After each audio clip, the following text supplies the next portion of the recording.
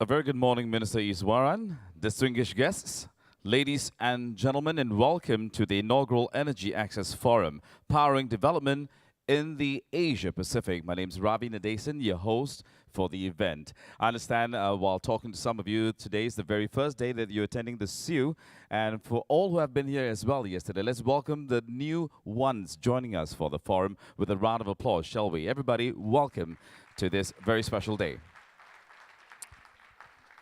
Now, co-organized by the Energy Market Authority of Singapore and the United Nations Economic and Social Commission for Asia and the Pacific, the forum focuses on the challenge of energy access in the Asia Pacific and how governments, international organizations, and the private sector could work together to address this issue. Now, let's start the day, ladies and gentlemen, by inviting up on stage right now our guest of honor, Minister for Trade and Industry, Singapore. Please welcome Minister S. Iswaran.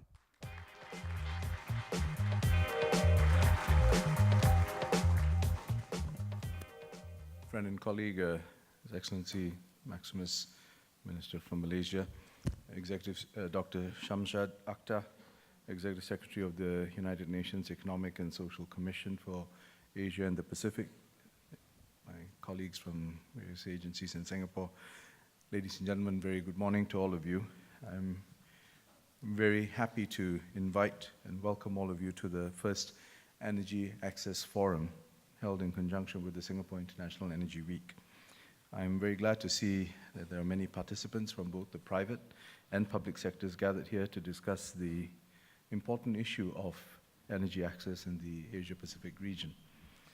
This forum marks the first time that Singapore is collaborating with the United Nations Economic and Social Commission for Asia and the Pacific, UNSCAP, on energy access. UNSCAP plays an important role in the region by supporting countries in their efforts to address energy poverty through capacity building workshops and conferences.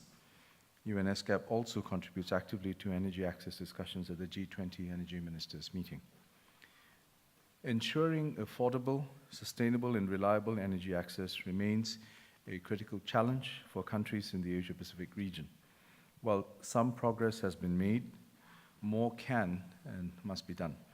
Around 455 million people in the region still do not have access to electricity, 130 million of whom are within Southeast Asia. In addition, more than 2.7 billion people worldwide, or nearly 40% of the world's population, do not have access to clean cooking facilities. Furthermore, Asia is urbanizing rapidly, and it is expected that by 2030, 55% of Asia's population will be living in urban areas. This will also drive demand for urban energy solutions that are clean and smart. Access to reliable energy services underpins development, growth, and ultimately a better quality of life for people. To ensure that the region is able to fulfill Asia's economic potential and its promise to its people, the need for secure and reliable energy access has to be addressed in a comprehensive manner. One area of focus is the development of energy infrastructure projects that can catalyze private sector funding. This will help to ensure the sustainability of energy access solutions for the long term. The development of bankable projects and the mobilization of private sector funding are issues that have been raised during the industry consultations and discussions of Singapore's Committee on the Future Economy. This is a committee that was established by our Prime Minister late last year, co-chaired by our Finance Minister and myself. And the purpose is really to assess the technological changes, market shifts, and also Singapore's own domestic capabilities and capacity to see what we need to do in order to position Singapore and what we can bring by way of value to the region over the next decade or so. Some of those who have participated in our discussions said that Singapore can play a constructive role in the area of infrastructure and the mobilization of private funds for bankable projects, and we agree with them. The power sector in the Asia-Pacific region will require a significant increase in generation capacity and grid infrastructure. In fact, the region is expected to account for over 40% of the cumulative energy investments until 2040, according to UNESCAP. And this amounts to more than 25 trillion US dollars. The need and opportunity, therefore, are clear and present. The question is how we can help to organize more bankable infrastructure, energy infrastructure projects in the region and profile them to the appropriate investor class. Our aim is for Singapore to serve as a collaborative platform where energy infrastructure developers, consultants, governments, and financial institutions, including multilateral development banks and institutional investors, come together in a vibrant and multifaceted ecosystem. Working together, we will be able to activate and mobilize the essential expertise, capital, and insights to help meet the energy needs of the region. As a regional financial hub, Singapore is already home to a strong network of well-established financial institutions, both local and international, including the World Bank and the International Finance Corporation. IE Singapore, this International Enterprise Singapore, one of our government agencies, has also worked with the Asian Development Bank on the Asia Infrastructure Center of Excellence, which helps to create bankable infrastructure projects in the region. Singapore has a good base of professionals who understand Asia in areas such as the law, commercial transactions, and engineering consultancy, and whose expertise is needed to structure and develop these infrastructure projects. There are also a growing number of energy and utility companies that have established a base in Singapore, tapping on regional and global networks, as well as leveraging on a conducive environment for innovation and R&D. One such company is Angie. In July this year, the Angie Lab Singapore was established to serve as an Asia-Pacific Center of Excellence for low-carbon and distributed energy resources.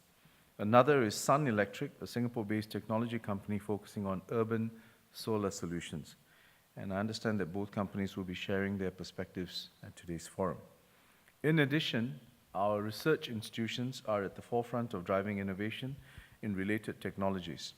For example, the Nanyang Technological University of Singapore is leading Singapore's Renewable Energy Integration Demonstrator, or REIDS, which is an initiative on Semakau landfill.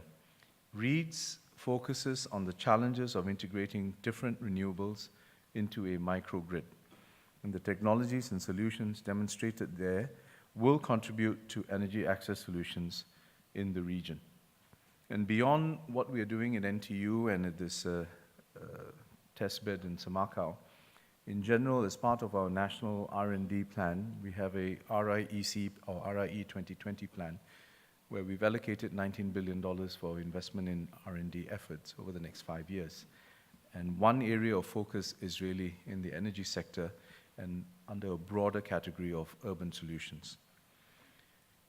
Given the global nature of the energy access challenge, it's also important for us to continue to enhance international cooperation and ensure that the public and private sectors share their experiences and create awareness on the options available to increase energy access. Energy access was a key issue discussed at the G20 Energy Ministers meeting in June this year, and action plans have been adopted by the G20 Energy Ministers, focusing on Sub-Saharan Africa and the Asia-Pacific region. These provide options for countries to adopt policies and strategies according to their different national circumstances. Singapore is supportive of the G20's initiative to focus on energy access and its leading role in facilitating international cooperation to address this global challenge. International cooperation is critical to promote innovative technological solutions, develop sustainable business models, and increase access to financing and investments. And these outcomes are in line with the main objective of today's forum and the Singapore International Energy Week as a whole. We seek to create a platform for interaction and sharing with the goal of building relationships and exploring business opportunities. We are pleased to have close partners supporting us in this effort, in particular, The US will be leading a panel on energy access in ASEAN at this forum under the US-ASEAN Connect initiative. Singapore and the US have been working closely on initiatives during SIEW, and this is a new area of collaboration for us. KPMG will also lead a panel focusing on technology and investments, which are important enablers in enhancing energy access. So, if I can sum it, I think the opportunity and need are clear. The capability is available, not just in Singapore, but collectively when we cooperate internationally and with different multilateral agencies, and importantly, between the public and private sectors. And energy access is a shared challenge that we urgently need to address, and this forum is therefore timely, and through it, we hope to identify not only the challenges, but also the opportunities and innovative solutions to address them. I wish all of you a very fruitful discussion. Thank you. Thank you, Minister, sir. Thank you. Thank you kindly, Minister, sir. Now, ladies and gentlemen, on to the keynote address for this morning. Delivering this address, we have our Under-Secretary General of the United Nations and Executive Secretary of the United Nations Economic and Social Commission for Asia and the Pacific, or UNESCAP, to deliver. Ladies and gentlemen, please welcome Dr. Shamshad Akhtar.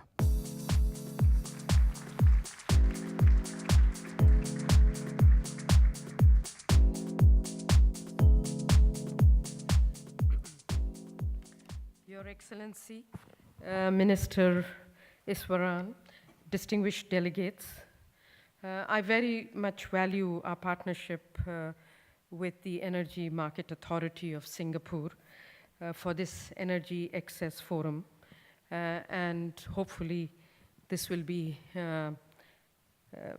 very sustainable going forward. New ideas, technological advancements, and innovative market-driven financing solutions are fast instilling confidence that universal energy access is achievable within this generation.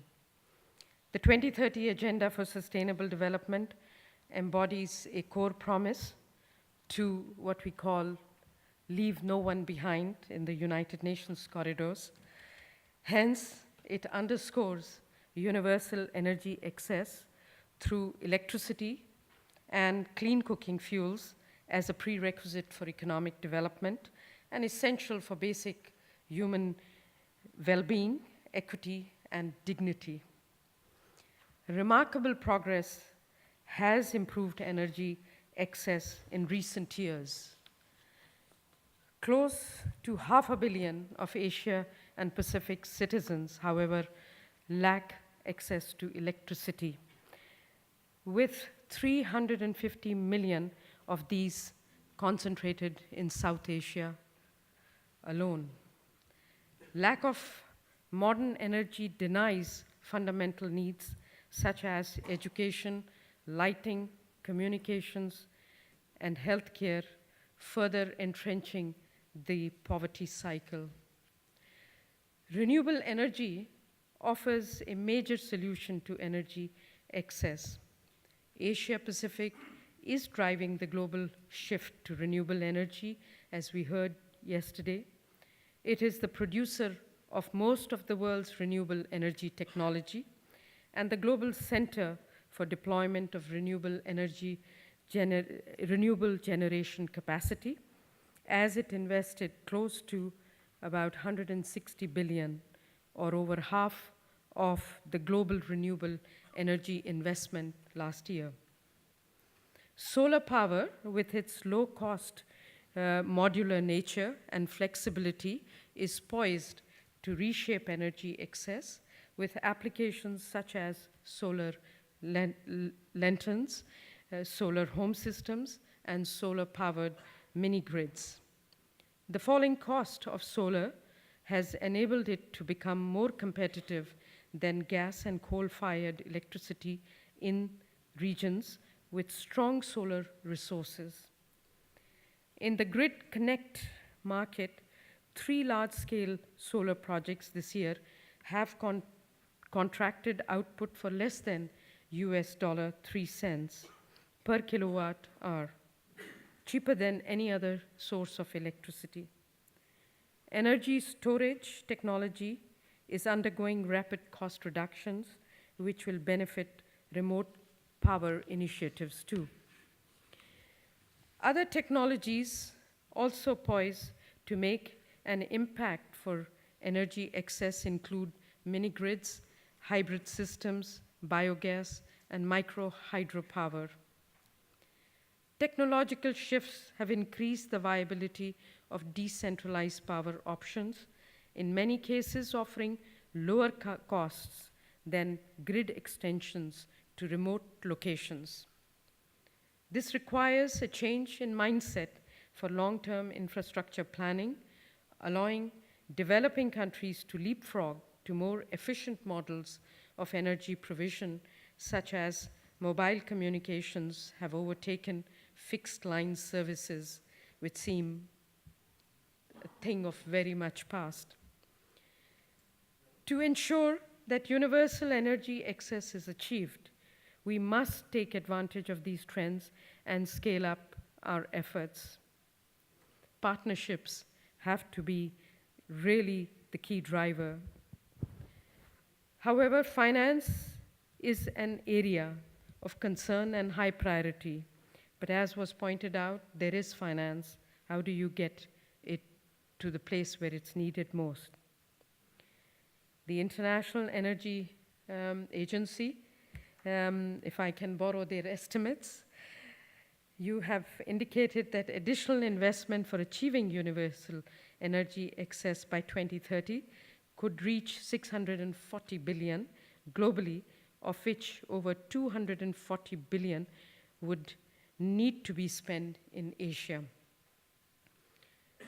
Fossil fuel subsidies, which we have talked yesterday, in Asia Pacific for just over 1 year amount to 244 billion. So we know how to finance this cost. It's equivalent to the entire cost of achieving universal energy access. The diversion of even a portion of these subsidies in each country to energy access could play a transformative role. Of course, we are also pushing for domestic resource mobilization within the countries. Climate finance, official development assistance, impact investing, and green bonds are other important channels of finance that can be harnessed, and some inroads have been made in each of these segments of the financial markets. The private sector must play its role by bringing capital, technology, and expertise to the energy access challenge. And I think Singapore needs to be complimented for bringing in private agents and providers. The current role of the private sector in energy access, I believe, is marginal. According to the recent estimates, accounting for only 18% of total investment. One major policy challenge for developing countries is how to realize private sector investment in energy access and enable scalable business models to emerge. The potential in the energy access sector for private investment should not be underestimated, although supportive public policy and enabling environments are the key to reducing the associated risks. And there are quite a few of those in developing countries that I have worked in personally also. Energy users at the bottom of the pyramid currently spend 37 billion on energy services, such as kerosene, batteries, or candles. These are often inefficient and more costly than clean alternatives. Many pioneering private sector firms have developed low-cost energy systems, such as solar lanterns, biogas, and micro hydro systems, and are rolling out business models with product, process, and distribution innovations. Local energy can have a catalytic effect, leading to economic growth and increasing demand for other products and services, leading to growing business opportunities.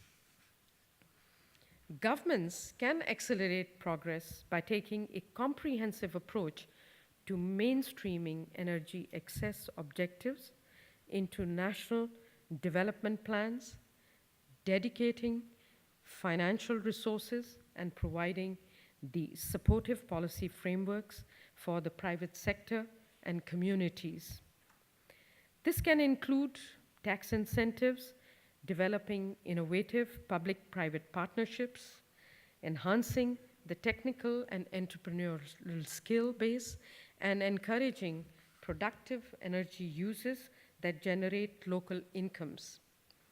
Governments can create fiscal space by encouraging banks to play a greater role in financing energy access or by the direct provision of finance at preferential rates. Innovative approaches are evident across the Asia Pacific. Malaysia, and I know there are more competent people here to speak about Malaysia, but Malaysia's electricity access in rural areas increased from 92% in 2010 to over 98% in 2015. The improvements were recorded in the productivity and efficiency of electricity supply services. Countries like China and Thailand have been successful in providing reliable access to electricity through grid extension, while distributed generation through mini-grids and standalone systems has played a role in more remote areas. Vietnam has focused on providing electricity for irrigation, industry, and transport in agriculture areas, which has enabled rural economic development. Vietnam rapidly expanded its rural electrification to more than 80 million people over 3 decades, from 2.5% in 1975 to 99% of its population in 2012. And I can go on with more and more country-specific examples with their specific niches and nuances. But in interest of time, let me conclude, like the minister indicated, that the recent adoption by G20 ministers of the action plan for enhancing energy access in Asia and the Pacific will assist countries in the Asia Pacific to identify solutions to enhance energy access and develop better policies to scale up private sector investment. The prospect of achieving affordable, reliable, sustainable, and modern energy access for all in Asia and the Pacific by 2013 is within our reach. This will allow us to deliver on the promise of the 2030 agenda and give all of the people in our region the opportunities that energy brings. I'm glad that I was associated with the G20 platform, and it's really that platform and the discussions surrounding it which has really excited me to continue the mission of provision of enhancing energy access for the poor. Thank you, Mr. Minister. Thank you to the regulatory body for inviting us and partnering with us. Appreciate very much your support. Thank you, Dr. Akhtar. And thank you for being here as well, ma'am. Thank you. Now, ladies and gentlemen, on to today's plenary session, on to a very, very exciting subject, and that, of course, are the challenges and the opportunities in the energy access. And this, of course, will be moderated by Ms. Rachel Kite, CEO and Special Representative of the United Nations Secretary General Sustainable Energy for All. Now, allow me now to mention who her panelists are. We have Datuk Sri Panglima Dr. Maximus Joniti Ongkili, Minister of Energy, Green Technology and Water, Malaysia. The Honorary Simon Bridges, Minister for Energy and Resources, New Zealand.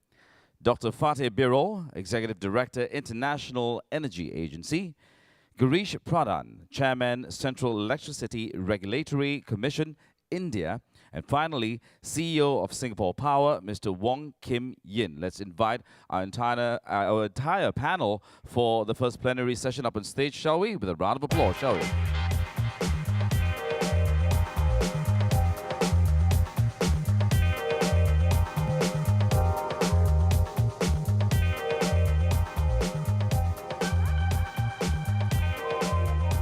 I'm sure you'll enjoy the session, ladies and gentlemen. I'm going to hand over the fort now to Rachel.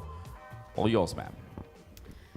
Thank you very much, Mr. Moderator. Your reputation precedes you. You do know that, right? That you're one of the most talked about moderators and MCs in the business. Thank you. So, good morning, ladies and gentlemen. This is a very important panel, very distinguished panel, and we're very pleased to be able to lead off after a great overview by my dear friend and colleague, Shamshad Akhtar from the UN system. And Minister, thank you once again for focusing us so well at the beginning of the day. So, as you've heard, energy access is one of those annoying problems that we haven't solved in this world of innovation and enterprise. In this region of innovation and enterprise, we have this persistent problem of hundreds of millions of people who still don't have access to electricity, and an even greater number, predominantly households headed by women, who don't have access to clean cooking. So it seems to me, and I think it seems to all of us when we agreed a Sustainable Development Goal on energy last year at the international level, that this isn't actually achievable goal. I mean, some of the Sustainable Development Goals seem a little difficult, you know, the rule of law, etc. I mean, these are things that reasonable people will debate and disagree and agree, but getting clean, affordable, reliable power to people, that has to be within our grasp. So that's the bar, gentlemen, right? It's not about... And ladies. Well, there's a couple of us, yeah. Yes. So that's not the, you know, we're not discussing if. I'd actually like to discuss when and how. And I think that you're all quite up for that. So I'm going to hand off to Singapore's neighbour here, to the Minister from Malaysia. I'm going to give you each a few moments to sort of give your perspective on it. Then we'll try to get the conversation going. And we're going to try and leave as much time as possible to questions from the audience. We've got just over an hour, so I think we should come up with a really quite detailed work plan, don't you think? Over to you, sir. Thank you, Madam. Okay. Minister Iswaran and colleagues. It's good to be here again. We have always been a strong supporter of the program every year and listening to new inputs from, of course, from the whole forum. Okay, as already the figures are very clear, and I think, Kate, you have stressed just now that this particular development goal is very, very, very achievable compared to maybe 2 or 3 of the other parts of the goal. Maybe a little bit of sharing. We look at access. Of course, access, one is connectivity, and secondly is affordability. Now, to talking about the power part, cooking, access to cooking quality, maybe other colleagues can handle that. In the context of Malaysia, this is to us a very basic need. And so as the figures were mentioned earlier, nationally we're about 99% in terms of access, despite the huge outback, you know, rural sector. Sabah 95%, Sarawak 94%. But that has not come so easy. The last respective Malaysia plans, especially in the last 10 years, not less than for Sabah, 100 million, 60 to 100 million every year ringgit. Yeah. It's about 30 million USD for each state just to attack the rural sector. And I think the results are definitely there. things have improved indeed. But then I think the other factor in terms of access is it's not just connectivity, it's the quality also, and sustainability of the power, electricity. The last mile is going to be very tough. These are isolated communities, too expensive to bring the grid to just 60 houses, 20 kilometers into the mountain. We had some in Semenanjung in the mainland, 99%. The last mile, largely dealing with rural communities, the orang asli, the natives of West Malaysia. There have been cases where we brought the grid to them, and 2 years later they move on deeper in the jungle, and we keep on the grid keep on chasing them. Say, and this is not uncommon. So we have to look at, I think, other form of innovation, and in this case, I think renewables going to be a real potential opportunity. Especially in the context of solar, Sabah, for instance, has a good radiance, averaging in the north of Sabah 3.8 to 4.2, kilowatt hour type. Small hydros, mini hydros. So standalone local grid going to be the crucial. This is where I think opportunities are there. Cost also have drastically reduced in the context of solar, for instance. Inverter systems have also improved, become cheaper. And this is where I think opportunities within ASEAN or partners in the industry to bring to our side or other countries of similar trend technologies that are affordable, cheaper, and systems that are can be shared. I think reaching the last mile is going to be tough and costly. So sharing of information and technologies, I think, very, very crucial. Aside from that, I think quality of power, as I said earlier, also important. So SIEW, is the standard index that we use. Of course, I think SIEW is quite relative. I see the US is about more than 200 nationwide. Australia is lingering around, also about 200. Singapore, I think, six, less than 5. Okay, because you got a nice and city to manage. Kuala Lumpur is about 30 plus. In Sabah, 300, still lingering at 300 minutes per consumer per year. Okay. So this is reflective of the quality. So it's one thing to have power, it's another one to have the quality of power. In the urban areas, you can have, 3 phases. Other people experiencing a 300 hours, disruption in a given year. So these are challenges. I think it requires a lot of investment, upgrading of cables to, aerial bundle cable from bare wires. Putting up new investment in the area of, PMUs or stations and transforming and so forth. So, of course, one last point I want to say, affordability in Malaysia. If your bill is less than 20 ringgit a month, it's paid by the government. So we spend about 140 million ringgit to support this bottom. Those people in the 300 kilowatt hour per month, they have been exempted in the last 4 revision for tariff. Okay, we do an incentive-based regulation. We do now imbalance pass-through. So the savings or the increase from cost of inputs, we have to pass it down. We have been reducing subsidy on gas, $1.50 in the last 2 years, but every 6 months. So these are initiatives that, and yet we can still handle the low end of the population. In Sabah, last comment is affordability, as I said.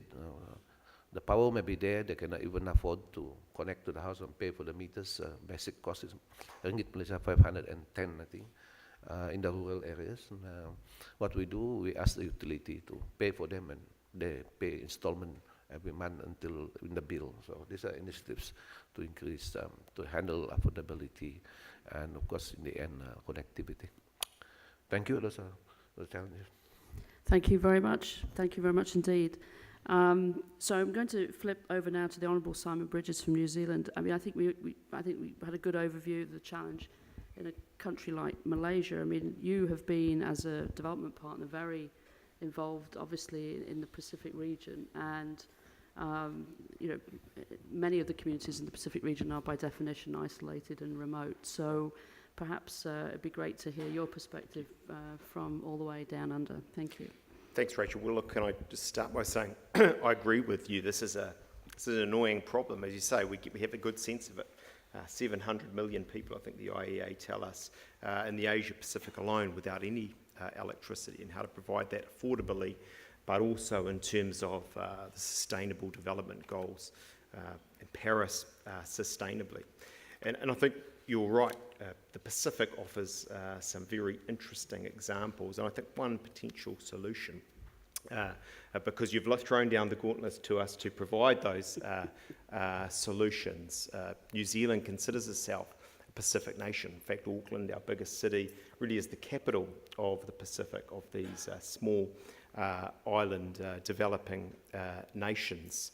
And so if we think about those nations, they are, as we've said, remote, they're small, they are often, in some cases, certainly in the remote parts of their islands, and we're talking, remember here, about hundreds of islands, if they're lucky, and some with dozens, in some cases hundreds of people on them, and without electricity, in some cases, where they do have it, over 80% diesel, in some cases 100%, the smaller islands, 100% diesel. And of course what goes with that is a huge expense. About a third of their input bills as small countries is on the diesel. In fact, you know, a third of the region's GDP goes on importing this diesel. And that's got all of the balance of payment issues, given their remoteness and given the cost of getting these from distant markets to them. I think one of the solutions, if I can be as bold as to say, is, and I always think it sounds a bit twee and trite when we say collaboration, but is collaboration around targeted assistance and support from nation states, from multilateral fora and international organisations, as I say, around targeted support. One good example is Pacific Energy Conference that New Zealand with the United Nations, but with great help from the likes of the ADB, held earlier this year, where $1 billion, you say New Zealand or Singaporean, for that matter, was raised. It's nowhere near enough to deal with the issues in the Pacific, but it does mean countries like Tokelau, Tuvalu, the Cook Islands going from, as I say, 100% diesel to, in those cases, solar. In some of these Pacific islands, the answers are wind. There's small pockets of wind and some hydro. But I say once again, I think collaboration around a targeted support is a meaningful way we can make a difference. Thanks very much. I remember the last cyclone that came barreling through and hit Fiji right on the nose, and the reconstruction efforts. And I think one of the issues that came up in conversations that I was in was, but to this point of collaboration, as we've improved the relief, the standards for relief and the coordination around relief, so that, you know, when you rebuild a house that can withstand a cyclone category 5. You know, maybe the next piece of collaboration is to rebuild a house that can withstand Cyclone 5 and which has solar rooftop capability. You know, so I think the resilience of distributed systems is something that also speaks to their application. So I'm now going to go to Fatih Birol, because I think what's very interesting is that you've used the power of IEA's voice very much to focus in on the opposite side of the cost of getting power to everybody, especially the old way of thinking that we have to get the grid out there to everybody. And you've talked about costs in development terms and costs in health terms of non-clean energy, the energy that people resort to when they cook, when they don't have access to something that's cleaner. You've talked about the links between health pollution and development and energy access. So I think it's been interesting to watch IEA in its traditional role, but then also go well beyond that. So the floor is yours. Access, how are we going to get it fixed? So I have 3 points to make, each, I guess, 1 minute. One about the trends. Second, the effectiveness of the multinational fora and the targets. And third, a few words on the solution. Number one, in the year 2000, 16 years ago, we were in a meeting with the United Nations colleagues, companies, and so on. There was a speech, somebody was talking, a CEO of a major electricity company, who said that today there are hundreds of millions of people who have no access to electricity. Then we thought, what does hundreds of millions mean? If you take a problem seriously, you really measure the size of the problem.